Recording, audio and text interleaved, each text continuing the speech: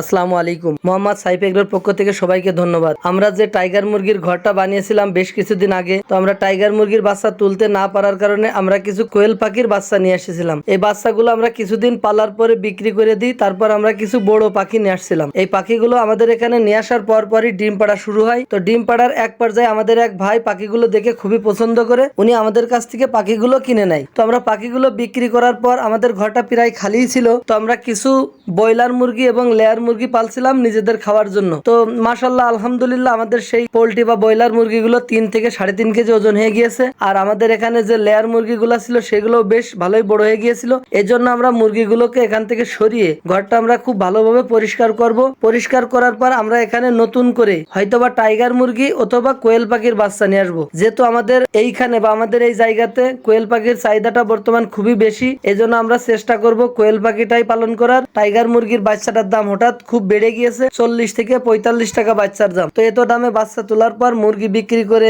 লাভবান হওয়া খুবই কষ্টকর। এজন্য আমরা সাধারণত চেষ্টা করব কোয়েল পাখির খামার করার জন্যই। আর বর্তমান সময়ে কোয়েল পাখির চাহিদাটাও বেশি এবং আমাদের এখানে বিক্রয় করাটাও খুবই সহজলভ্য। এজন্য আমরা চেষ্টা করব এরপর থেকে এই খামারে কোয়েল পাখির বাচ্চা তোলার জন্য। তো বাচ্চা তোলার আগে আমরা ঘরটা খুব সুন্দরভাবে পরিষ্কার করে নিয়েছি। আপনারা সকলে আমাদের জন্য দোয়া করবেন। আসসালামু আলাইকুম ওয়া রাহমাতুল্লাহ।